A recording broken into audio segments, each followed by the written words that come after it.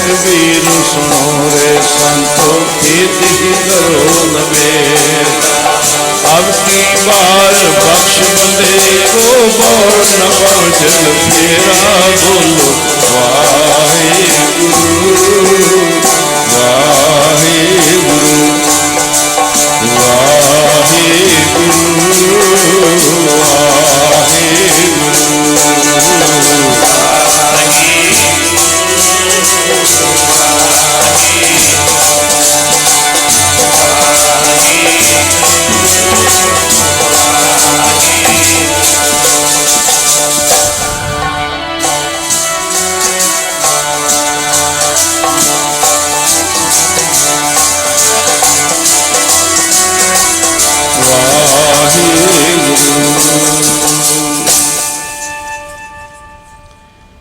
गुरु प्यारे साध संगत जीओ,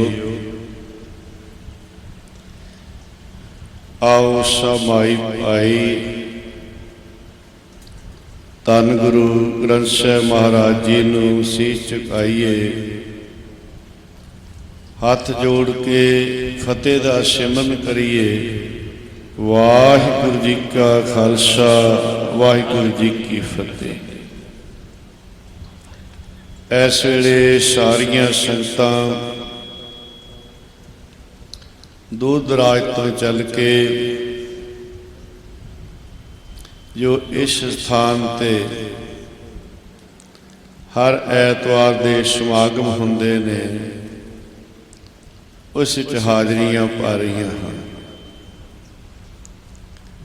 अज दा जो समागम हो रहा है,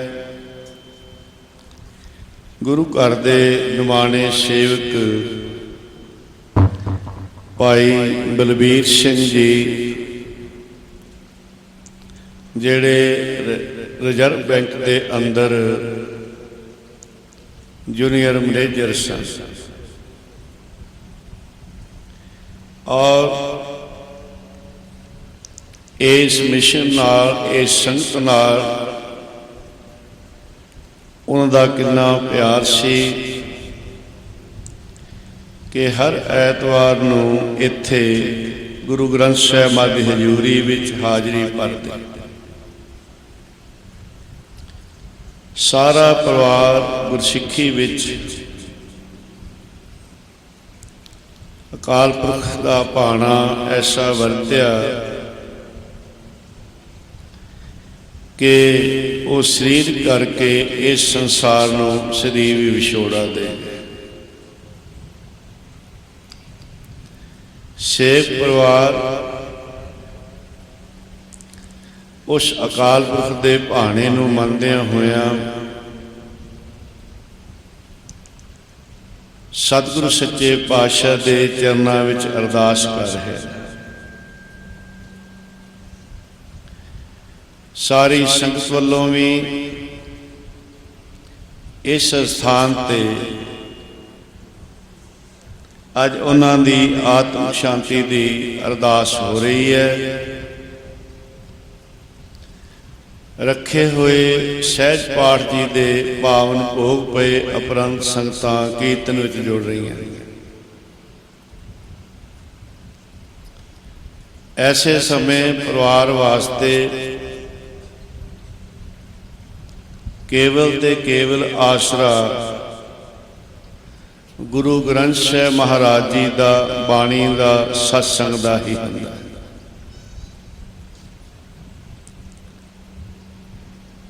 जो सतगुरु जी का हुक्म है परिवार उस मर्यादा विच रह के ਸੰਗਤ ਦੇ ਰਾਹੀਂ ਗੁਰੂ ਚਰਨਾਂ ਵਿੱਚ ਅਰਦਾਸ ਕਰਾ ਰਹੇ ਨੇ।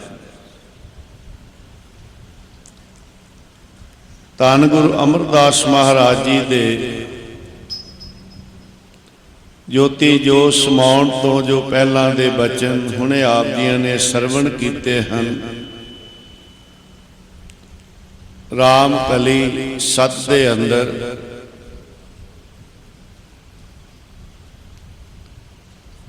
ਅੰਤੇ ਸਤਿਗੁਰ ਬੋਲਿਆ, ਮੈਂ ਪਿਛੈ ਕੀਰਤਨ ਕਰਿਓ ਨਿਰਵਾਣ ਜੀਓ।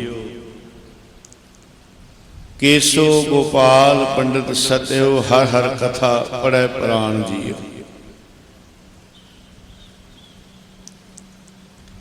ਕੇਸੋ ਨਾਮ ਵਾਹਿਗੁਰੂ ਦਾ ਹੈ, ਗੋਪਾਲ ਉਹ ਵਾਹਿਗੁਰੂ ਪਰਮੇਸ਼ਰ ਸਾਰੀ ਸ੍ਰਿਸ਼ਟੀ ਨੂੰ ਪਾਲਣ ਵਾਲਾ, ਉਸ ਦੀ ਸਿਵ ਸਲਾਹ ਵਿੱਚ ਜੋੜਨਾ। ਨਾਮ ਦੀ ਮਹਿਮਾ ਸਰਵਣ ਕਰਨੀ ਹੈ। ਐਸੇ ਸਮੇਂ ਧੀਰਜ ਤਾਂ ਹੀ ਆ ਸਕਦੀ ਹੈ ਜੇ ਅਸੀਂ ਗੁਰੂ ਸ਼ਬਦ ਨਾਲ, ਬਾਣੀ ਨਾਲ ਜੁੜੇ ਰਹੀਏ। ਭਾਈ ਬਲਬੀਰ ਸਿੰਘ ਜੀ ਦਾ ਵਿਛੋੜਾ ਪਰਿਵਾਰ ਵਾਸਤੇ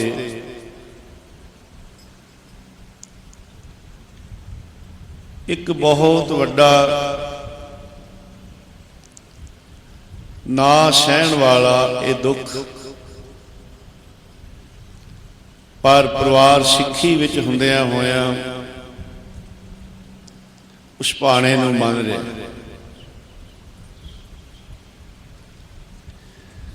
ਇਹ ਜੋ ਬਾਣੀ ਸੁਣੀ ਜਾਂਦੀ ਹੈ, ਪੜ੍ਹੀ ਜਾਂਦੀ ਹੈ, ਇਹਦੇ ਨਾਲ ਉਸ ਵਿਛੜੀ ਰੂਹ ਦਾ ਵੀ ਭਲਾ ਅਤੇ ਪਰਿਵਾਰ ਨੂੰ ਵੀ ਧੀਰਜ ਆਉਂਦੀ ਹੈ ਕਿ ਪਰਿਵਾਰ ਉਸ ਮਾਲਕ ਦੇ ਭਾਣੇ ਨੂੰ ਮੰਨ ਸਕੇ। ਜੀ ਜੰਤ ਸਭ ਸਰਣ ਤੁਮਹਾਰੀ, ਸਰਬ ਚਿੰਤ ਤੁਧ ਪਾਸੇ, ਜੋ ਤੁਧ ਭਾਵੈ ਸੋਈ ਚੰਗਾ, ਇੱਕ ਨਾਨਕ ਕੀ ਅਰਦਾਸੇ। ਕਈਆਂ ਦਾ ਐਸਾ ਵੀ ਖਿਆਲ ਹੈ ਕਿ ਇਹ ਗੁਰਬਾਣੀ, ਇਹ ਨਾਮ ਜੀਵ ਦੀ ਅੱਗੇ ਸਹਾਇਤਾ ਕਿਵੇਂ ਕਰਦਾ ਹੈ। ਜਾਣ ਵਾਲਾ ਤਾਂ ਚਲਾ ਗਿਆ, ਸਰੀਰ ਛੱਡ ਗਿਆ, ਉਹਨੂੰ ਸਹਾਇਤਾ ਕਿਵੇਂ ਪਹੁੰਚਦੀ ਹੈ।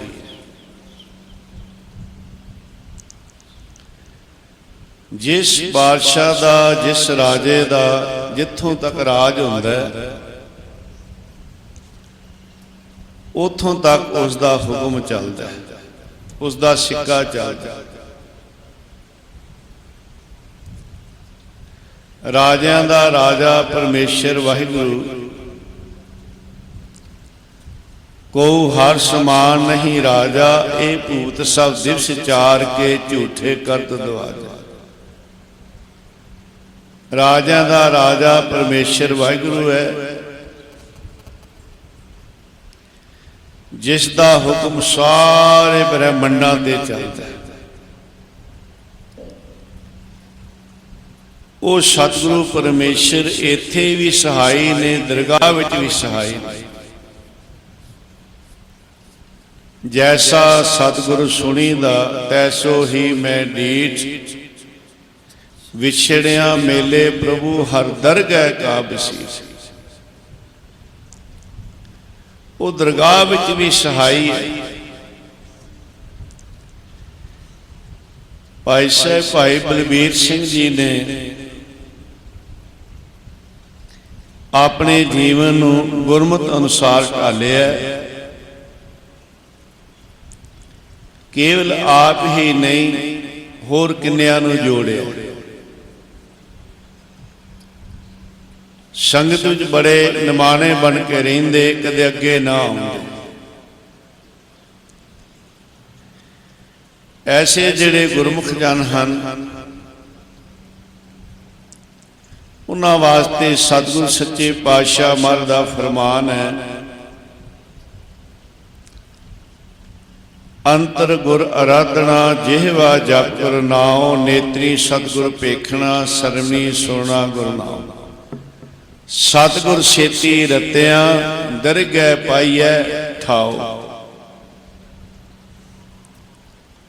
ਉਹ ਸਰੀਰ ਵਿੱਚ ਰਹਿੰਦਿਆਂ ਵੀ ਸੁਰਤ ਕਰਕੇ ਗੁਰੂ ਸ਼ਬਦ ਨਾਲ ਗੁਰੂ ਨਾਲ ਜੁੜੇ ਰਹਿੰਦੇ ਨੇ। ਸਰੀਰ ਛੱਡਣ ਤੋਂ ਬਾਅਦ ਵੀ ਉਹ ਗੁਰੂ ਦੀ ਦਰਗਾਹ, ਜਿੱਥੇ ਕਾਲ ਦੀ ਪਹੁੰਚ ਨਹੀਂ, ਜਨਮ ਨਹੀਂ, ਮਰਨ ਨਹੀਂ, ਆਉਣਾ ਨਹੀਂ, ਜਾਣਾ ਨਹੀਂ, ਉਸ ਆਕਾਸ਼ ਮੰਡਲ ਦੇ ਵਾਸੀ ਹੁੰਦੇ ਨੇ। ਆਓ ਸਾਰਿਆਂ ਨੇ ਗੱਜ ਵੱਜ ਕੇ ਸ਼ਬਦ 'ਚ ਬੋਲਣਾ। ਅੱਜ ਦੇ ਇਹ ਸਮਾਗਮ ਉਹਨਾਂ ਵਾਸਤੇ ਸੰਗਤ ਅਰਦਾਸ ਵਿੱਚ ਜੁੜ ਰਹੀ ਹੈ। ਗੁਰਸਿੱਖ ਦਾ, ਗੁਰਮੁਖ ਦਾ ਜੀਵਨ ਸੰਸਾਰ ਵਿੱਚ ਰਹਿੰਦਿਆਂ ਵਿਚਰਦਿਆਂ ਕਿਵੇਂ ਹੈ, ਗੁਰਮੁਖ ਜਾਂ ਸਰੀਰ ਛੱਡ ਕੇ ਕਿੱਥੇ ਜਾਂਦੇ ਨੇ, ਇਹ ਵਿਚਾਰ, ਇਹ ਬੇਨਤੀਆਂ ਆਪਾਂ ਕਰਨੀਆਂ ਨੇ। ਸਾਰੇ ਮਾਈ ਭਾਈ ਨੇਤਰਾਂ ਨਾਲ ਗੁਰੂ ਸਰੂਪ ਦੇ ਦਰਸ਼ਨ ਕਰਦਿਆਂ ਹੋਇਆਂ, ਕੰਨਾਂ ਨਾਲ ਗੁਰਬਾਣੀ ਸ਼ਬਦ ਸਰਵਣ ਕਰਨਾ, ਜੇਬਾਂ ਦੇ ਨਾਲ ਸ਼ਬਦ 'ਚ ਬੋਲਣਾ, ਕੋਈ ਵੀ ਰਸਨਾ ਖਾਲੀ ਨਾ ਰਹੇ। ਕਰੋ ਬੇਨੰਤੀ ਸੁਣੋ ਮੇਰੇ ਮੀਤਾ, ਸੰਤ ਟਹਿਲ ਕੀ ਬੇਲਾ। ਇਹਾਂ ਖਾੜ ਚਲੋ ਹਰ ਲਾਹਾ, ਆਗੇ ਬਸਨ ਸਹੇਲਾ। ਸਤਿਗੁਰੂ ਸੱਚੇ ਪਾਤਸ਼ਾਹ ਜੀ ਫਰਮਾਨ ਕਰਦੇ ਨੇ ਕਿ ਇਹ ਜੋ ਮਨੁੱਖ ਜਨਮ ਮਿਲਿਆ, ਸੇਵਾ ਅਤੇ ਭਗਤੀ ਵਾਸਤੇ, ਗੁਰ ਸੇਵਾ ਤੇ ਭਗਤ ਕਮਾਈ, ਤਬ ਹੈ ਮਾਨਸ ਦੇਹੀ ਪਾਈ। ਜਿਹੜੇ ਗੁਰਮੁਖ ਜਨ ਸੰਸਾਰ ਤੇ ਆ ਕੇ ਸੇਵਾ ਕਰਦੇ ਨੇ, ਸਿਮਰਨ ਕਰਦੇ ਨੇ, ਨਾਮ ਦਾ ਲਾਹਾ ਖੱਟ ਕੇ ਲੈ ਜਾਂਦੇ, ਉਹਨਾਂ ਦਾ ਜਿਹੜਾ ਜਨਮ ਹੈ ਸਫਲ ਹੈ। ਤੇ ਸਰੀਰ ਛੱਡਣ ਤੋਂ ਬਾਅਦ ਉਹ ਕਿੱਥੇ ਜਾਂਦੇ ਨੇ? ਕਰੋ ਬੇਨੰਤੀ ਸੁਣੋ ਮੇਰੇ ਮੀਤਾ, ਸੰਤ ਟਹਿਲ ਕੀ ਬੇਲਾ। ਗੁਰੂ ਦੀ ਸੇਵਾ ਦਾ ਇਹ ਵੇਲਾ ਹੈ। ਤੇ ਜਿੰਨੇ ਜਿਹੜੇ ਸੇਵਾ ਕਰਦੇ ਨੇ, ਇਹਾਂ ਖਾੜ ਚਲੋ ਹਰ ਲਾਹਾ, ਇੱਥੇ ਉਹ ਨਾਮ ਦਾ ਲਾਹਾ ਨਾਲ ਖੱਟਦੇ, ਸੇਵਾ ਤੇ ਸਿਮਰਨ ਕਰਦੇ, ਆਗੇ ਬਸਨ ਸੁਹੇਲਾ। ਇੱਕ ਪਾਸੇ ਦੁਹੇਲਾ ਹੈ ਉਹਨਾਂ ਵਾਸਤੇ ਜਿਹੜੇ ਮਨਮੁਖ ਨੇ। ਮਨਮੁਖ ਆਵੇ, ਮਨਮੁਖ ਜਾਵੇ, ਮਨਮੁਖ ਫਿਰ ਚੋਟਾਂ ਖਾਵੇ। ਜਿਤਨੇ ਨਰਕ ਸੇ ਮਨਮੁਖ ਭੋਗੇ। ਕਿਤੇ 18 ਨਰਕਾਂ ਦਾ ਜ਼ਿਕਰ ਆਉਂਦਾ ਹੈ, ਕਿਤੇ 84 ਨਰਕਾਂ ਦਾ ਜ਼ਿਕਰ ਆਉਂਦਾ ਹੈ। ਸਤਿਗੁਰ ਕਹਿੰਦੇ ਜਿੰਨੇ ਵੀ ਨਰਕ ਨੇ ਵੱਡੇ ਛੋਟੇ, ਜਿਤਨੇ ਨਰਕ ਸੇ ਮਨਮੁਖ ਭੋਗੇ, ਉਹ ਸਾਰੇ ਨਰਕਾਂ ਦਾ ਦੁੱਖ ਮਨਮੁਖ ਨੂੰ ਭੋਗਣਾ ਪੈਂਦਾ। ਜਿਹਨੇ ਸੰਸਾਰ ਤੇ ਆ ਕੇ ਗੁਰੂ ਦਾ ਹੁਕਮ ਨਹੀਂ ਮੰਨਿਆ, ਮਨ ਦੇ ਹੁਕਮ ਚਲਾਏ। ਹੁਕਮ ਕੀ ਮਨ ਭਾਵਦੇ, ਰਾਏ ਭੀੜੈ ਅੱਗੇ ਜਾਵ। ਉਹਨਾਂ ਵਾਸਤੇ। ਪਰ ਜਿਹੜੇ ਗੁਰਮੁਖ ਨੇ, ਜਿਤਨੇ ਨਰਕ ਸੇ ਮਨਮੁਖ ਭੋਗੇ, ਗੁਰਮੁਖ ਲੇਪ ਨਾ ਮਾਸਾ। ਗੁਰਮੁਖਾਂ ਨੂੰ, ਗੁਰਮੁਖਾਂ ਦੇ ਨੇੜੇ ਦੁੱਖ ਦਾ ਪਰਛਾਵਾਂ ਵੀ ਨਹੀਂ ਜਾਂਦਾ। ਜਿਹੜਾ ਜੀਵ ਦਾ ਸਭ ਤੋਂ ਵੱਡਾ ਦੁੱਖ ਹੈ। ਪਾਤਸ਼ਾਹ ਭਾਈ ਗੁਰਦਾਸ ਜੀ ਫਰਮਾਨ ਕਰਦੇ ਨੇ, ਸੰਸਾ ਇਹੋ ਸੰਸਾਰ, ਜਨਮ ਮਰਨ ਵਿੱਚ ਦੁੱਖ ਸੁਭਾਇਆ। ਇਹ ਜਨਮ ਤੇ ਮਰਨ ਦਾ ਬਹੁਤ ਵੱਡਾ ਦੁੱਖ, ਬਾਰ ਬਾਰ ਜਨਮ, ਬਾਰ ਬਾਰ ਮਰਨ। ਪਰ ਜਿਹੜੇ ਗੁਰਮੁਖ ਜਨ ਹਨ, ਉਹਨਾਂ ਨੂੰ ਇਹ ਦੁੱਖ ਨਹੀਂ ਮਿਲਦਾ, ਦੁੱਖ ਦਾ ਪਰਛਾਵਾਂ ਵੀ ਨੇੜੇ ਨਹੀਂ ਆਉਂਦਾ। ਗੁਰੂ ਗ੍ਰੰਥ ਸਾਹਿਬ ਮਹਾਰਾਜ ਦਾ ਫਰਮਾਨ ਹੈ, ਜੰਮਣ ਮਰਨ ਨਾ ਤਿੰਨ ਕੋ, ਜੋ ਹਰ ਲੜ ਲਾਗੇ। ਬਾਣੀ ਦੇ ਲੜ ਲੱਗਣਾ ਹੀ ਪਰਮੇਸ਼ਰ ਦੇ, ਵਾਹਿਗੁਰੂ ਦੇ, ਹਰੀ ਦੇ ਲੜ ਲੱਗਣਾ ਹੈ। ਵਾਹਿਗੁਰੂ, ਗੁਰੂ ਤੇ ਬਾਣੀ ਤਿੰਨੇ ਇੱਕ ਰੂਪ ਹਨ। ਬਹੁਤ ਸਾਰੇ ਵਿਦਵਾਨਾਂ ਦੀ ਵਿਚਾਰ ਹੈ ਕਿ ਇਹ ਬਾਣੀ ਵਾਹਿਗੁਰੂ ਦਾ ਸੰਦੇਸ਼ ਹੈ, ਗੁਰੂ ਸਾਹਿਬ ਲੈ ਕੇ ਆਏ ਨੇ। ਜਦ ਅਸੀਂ ਸਤਿਗੁਰ ਦੀ ਬਾਣੀ ਪੜ੍ਹਨੇ ਆ, ਵਿਚਾਰ ਕਰਨੇ, ਵਾਹੋ ਵਾਹੋ ਬਾਣੀ ਨਿਰੰਕਾਰ ਹੈ, ਤਿਸ ਜੇਵੜ ਅਵਰ ਨਾ ਕੋਈ। ਬਾਣੀ ਗੁਰੂ, ਗੁਰੂ ਹੈ ਬਾਣੀ ਵਿੱਚ, ਬਾਣੀ ਅੰਮ੍ਰਿਤ ਸਾਰੇ। ਗੁਰਬਾਣੀ ਕਹੈ ਸੇਵਕ ਜਨ ਮਾਨੈ, ਪ੍ਰਤੱਖ ਗੁਰੂ ਨਿਸਤਾਰੇ। ਵਾਹਿਗੁਰੂ, ਗੁਰੂ ਤੇ ਬਾਣੀ ਇੱਕ ਰੂਪ ਹਨ। ਬਾਣੀ ਨਾਲ ਜੁੜਨਾ ਹੀ ਗੁਰੂ ਪਰਮੇਸ਼ਰ ਵਾਹਿਗੁਰੂ ਨਾਲ ਜੁੜ ਗਏ, ਤੇ ਜਿਹੜੇ ਜੁੜ ਗਏ ਉਹਦੇ ਨਾਲ, ਮਾਰੇ ਕਹਿੰਦੇ ਜਿਹੜਾ ਜਨਮ ਤੇ ਮਰਨ ਦਾ ਸਭ ਤੋਂ ਵੱਡਾ ਦੁੱਖ ਹੈ ਨਾ, ਗੁਰਮੁਖ ਲੇਪ ਨਾ ਮਾਸਾ। ਪਿਆਰਿਓ, ਗੁਰਮੁਖਾਂ ਨੂੰ ਨਹੀਂ, ਉਹ ਤਾਂ ਮਨਮੁਖਾਂ ਵਾਸਤੇ ਹੈ। ਜੰਮਣ ਮਰਨ ਨਾ ਤਿੰਨ ਕਉ, ਜੋ ਹਰ ਲੜ ਲਾਗੇ। ਜੀਵਤ ਸੇ ਪ੍ਰਵਾਨ ਹੋਏ, ਹਰ ਕੀਰਤਨ ਜਾਗੇ। ਜਨਮ ਤੇ ਮਰਨ ਦਾ ਜਿਹੜਾ ਵੱਡਾ ਦੁੱਖ ਹੈ ਨਾ, ਉਹ ਗੁਰਮੁਖਾਂ ਨੂੰ ਨਹੀਂ, ਕਿਉਂਕਿ ਉਹ ਜਨਮ ਸਵਾਰ ਕੇ ਜਾਂਦੇ, ਉਹ ਧਰਮਰਾਜ ਦੇ ਨਹੀਂ ਜਾਂਦੇ, ਉਹ ਜਾਂਦੇ ਨੇ ਸਤਿਗੁਰ ਛੇਤੀ ਰਤਿਆਂ, ਦਰਗਹਿ ਪਾਈਐ ਠਾਉ। ਭਾਈ ਸਾਹਿਬ ਭਾਈ ਗੁਰਦਾਸ ਜੀ ਐਸੇ ਗੁਰਸਿੱਖਾਂ ਬਾਰੇ, ਗੁਰਮੁਖਾਂ ਬਾਰੇ ਆਪਣੀ ਬਾਣੀ ਵਿੱਚ ਆ ਬਚਨ ਕਰ ਰਹੇ ਨੇ। ਗੁਰਮੁਖ ਜਨਮ ਸਵਾਰ, ਦਰਗਹਿ ਚੱਲਿਆ। ਸੱਚੀ ਦਰਗਹਿ ਜਾਏ, ਸੱਚਾ ਪਿੜ ਮਿਲਿਆ। ਗੁਰਮੁਖ ਭੋਜਨ ਪਾਓ, ਚਾਉ ਅਲਲਿਆ। ਗੁਰਮੁਖ ਨੇਚਲ ਚੇਤਨਾ ਹੱਲੈ ਹੱਲਿਆ। ਗੁਰਮੁਖ ਸੱਚ ਅਲਾਓ, ਭਲੀ ਹੂੰ ਭਲਿਆ। ਗੁਰਮੁਖ ਸਦੇ ਜਾਣ, ਆਵਣ ਕਲਿਆ। ਉਹ ਜਿਹੜੇ ਗੁਰਮੁਖ ਜਨ ਨੇ ਨਾ, ਉਹ ਜਨਮ ਸਵਾਰ ਕੇ ਸੰਸਾਰ ਤੋਂ ਜਾਂਦੇ ਨੇ। ਜਾਂਦੇ ਕਿੱਥੇ ਨੇ?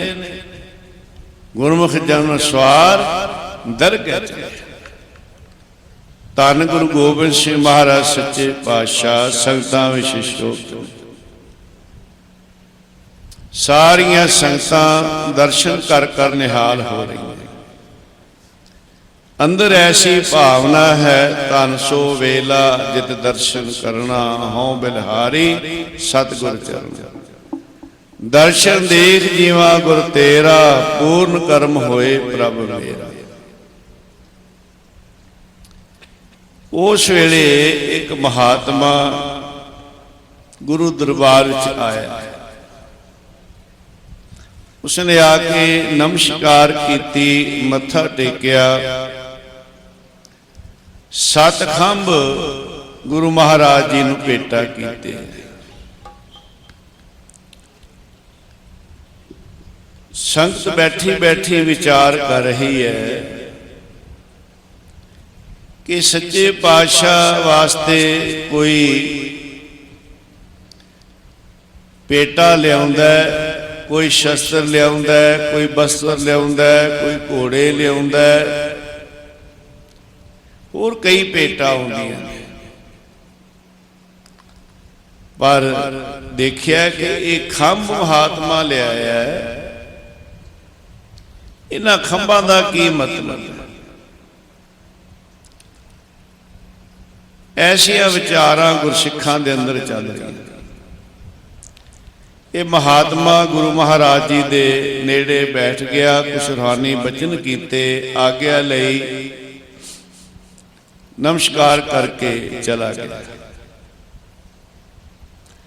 जिसले पंडाल तो बाहर निकलिया एकदम अलोक हो गया। इस गल की भी सारिਆਂ ਨੂੰ हैरानी कि यह कोई महात्मा आम नहीं, कोई खास है। इधर दसम पातशाह महाराज जी ने गुरसिखां नूं हुक्म किया, गुरसिखो ये जिहड़े खंभ ने तीरां नाल जड़ के साडे कोल लिआओ। गुरसिखां ने खंभां नूं तीरां नाल जड़िया, गुरु महाराज जी दे कोल लिया के रखे। साहिब कहंदे ये खंभां वाले तीर हुण बहुत कीमती हो गए, असीं चढ़ाउण लगे आ, जिथे जिथे तीर डिगण तुसी वापस लैके आउणे। गुरु महाराज दी खुशियां लैण वास्ते गुरसिख दूर दूर खड़े हो जाते। दसम पातशाह जी ने ये 7 तीर खंभां वाले उपर नूं चढ़ाए। उपर नूं तां जांदे नजर आ रहे ने, पर थले एक भी नहीं डिगा। काफ़ी देर बाद सारे गुरसिख वापस आ गए। सच्चे पातशाह सानू ये भरोसा है कि वो जिहड़े तीर ने सारे आकाश में ही उपर ही चले गए। सच्चे पातशाह जी आप कृपा करके सानू उपदेश बख्शो कि ये जिहड़े खंभां वाले तीर उपर चले गए, कि थले नहीं डिगा। आप जी सानू की उपदेश बख्शे? दसों पातशाह कहन लगे, गुरसिखो वो जिहड़ा महात्मा आया सी वो नारद मुनि सी। नारद मुनि दर्शन करन आया सी। जिथे गुरु का दरबार हुंदा है उत्थे 33 करोड़ देवता भी चल के आउंदा है। ये जिहड़े खंभ सन ये अंदल पंछी, जिसनूं हमाऊं पंछी भी कहंदे हैं, उस पंछी दे एक खंभ, इन्हां खंभां विच ये तासीर है कि जेड़ी वस्तु खंभां नाल जुड़ जाए, खंभ उस वस्तु नूं अपने मंडल विच लै जाते हैं। गुरसिखो खंभां नूं ये तीरां नूं संग होया खंभां दा, ये तीर जुड़े खंभां नाल ते खंभ तीरां नूं अपने मंडल लै गए। इसे तरह ये दरगाही बाणी, जेड़े जीव इस बाणी नाल, इस शब्द नाल जुड़न, वो जन्म मरण के चक्कर विच नहीं पैणगे, वो धर्मराज दे नहीं जाणगे। संतन मोको पूंजी सौंपी, तो उतरिया मन का धोखा। धर्मराय अब कहा करेगो, जो फाट्यो सब लोग।